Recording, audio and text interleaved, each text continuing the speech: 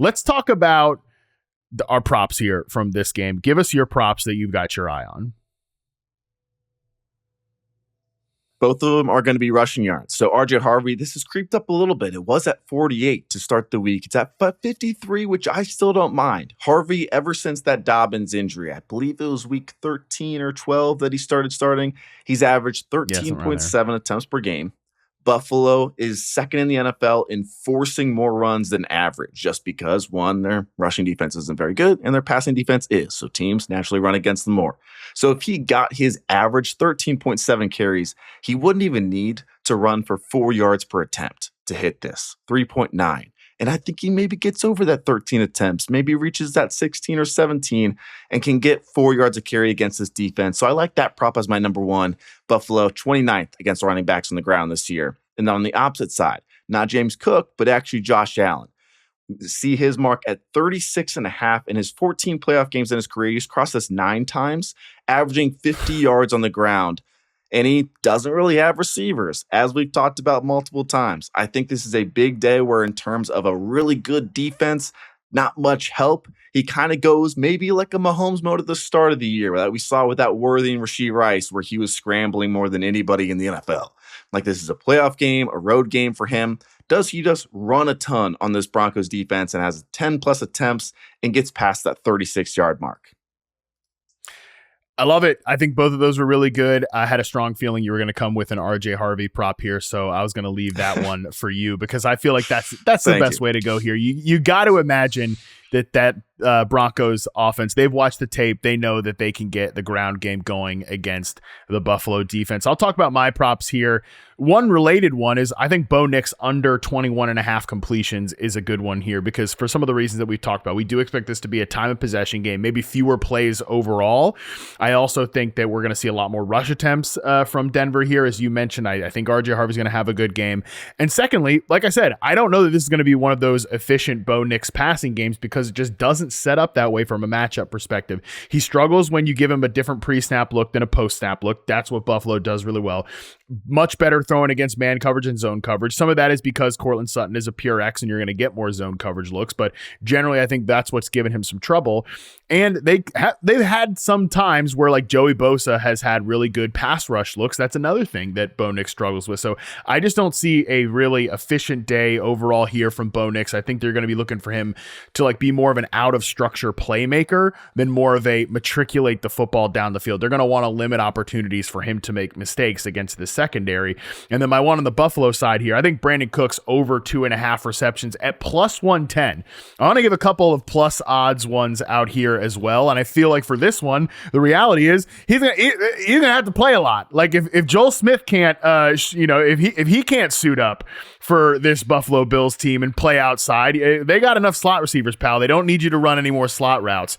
Well, then I guess that's going to have to be Brandon Cooks. And last week, obviously, he played a ton in the game, not like a super, amount you expect, like 54%. He's got to play way more than 54% of the routes in this one. Riley Moss is a guy who's I think Riley Moss is a good player, but he's given up some big plays. I think Brandon Cooks gets at least 3 catches in this game.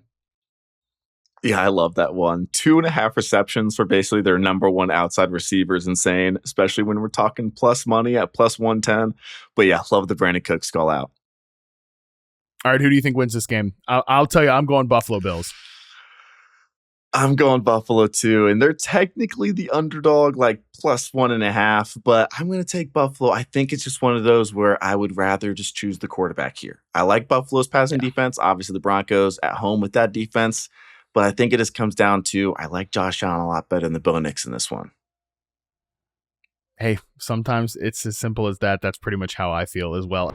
All right, speaking of the run game, let's get to the props here, and I'll start us off because spoiler alert, I have a lot of conviction that Seattle's going to win this game, but I don't have a lot of conviction. And actually, by the way, I think they win it handedly. I'd actually lay the 7 points here and take Seattle -7. So I'm confident in that, but I'm not really confident in how they're going to get that production. I'm not quite sure like where it goes on San Francisco's side or Seattle's side. The one that I thought is interesting, Kenneth Walker over 70 yards from scrimmage. So rushing and receiving yards combined. And Joel, the main reason for this is since week 11, the Niners are 31st in rushing success rate allowed, and they've allowed the third most yards per game to receivers out of the backfield, 43.6 yards per game. I'm just looking for a couple of explosive plays from Kenneth Walker, and I think he goes over the 70.5 combined rushing receiving yards.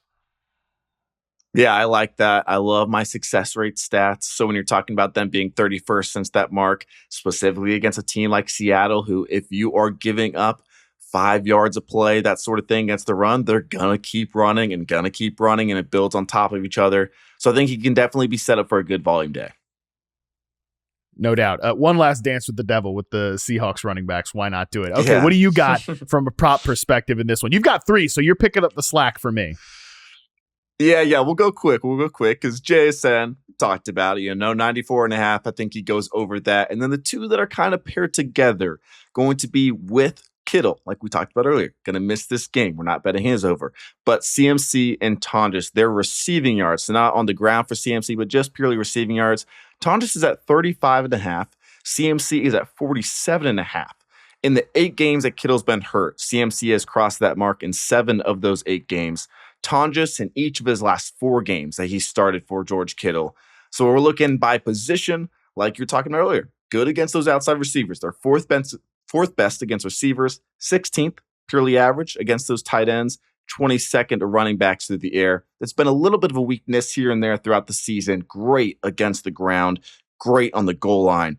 But those running backs out of the backfield, that's kind of when they've been exploited at sometimes. And CMC's had some good games against them through the air in those regular seasons. So I like both of their overs in the receiving game. Expect that volume to be there for them.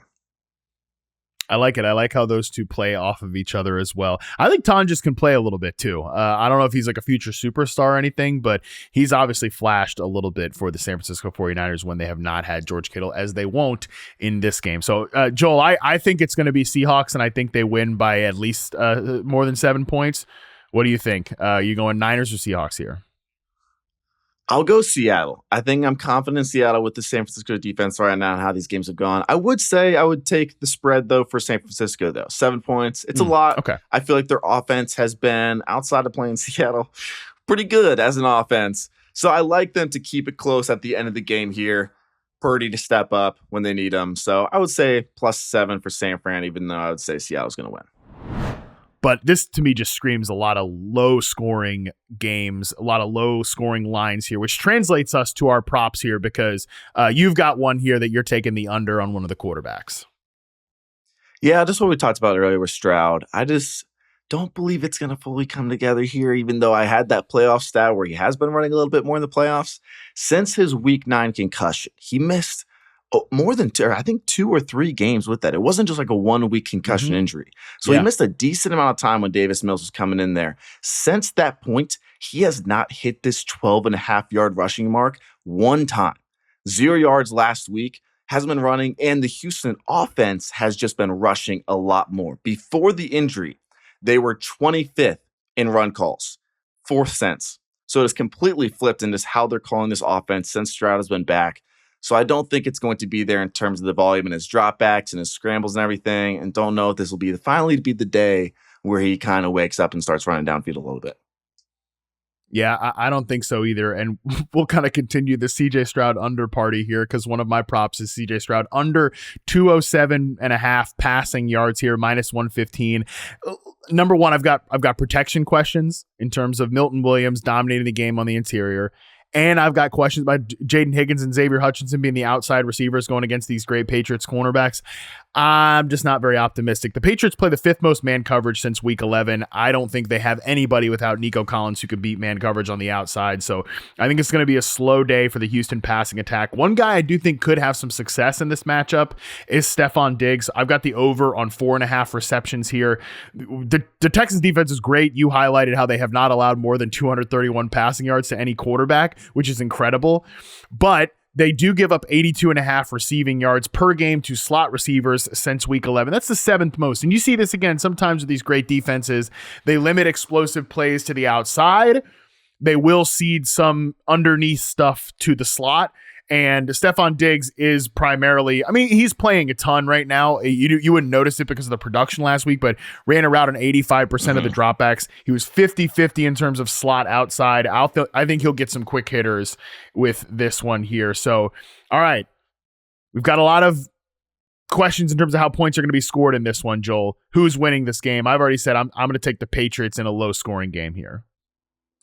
Yeah, I'm going to take the Patriots, and I'll take them to cover, mainly just because of me doubting this offense. I love you pointing out the man coverage stat with no Nico Collins. And Diggs also, very notable that he is running a lot more routes. Does this count as a revenge game for him? I feel like they ended on good terms last year. But maybe a revenge game versus Houston, kind of. But I'll go the Patriots. Let's move into some of our props and close this game out here. Joel, what are you looking at when you've got some props here for this game?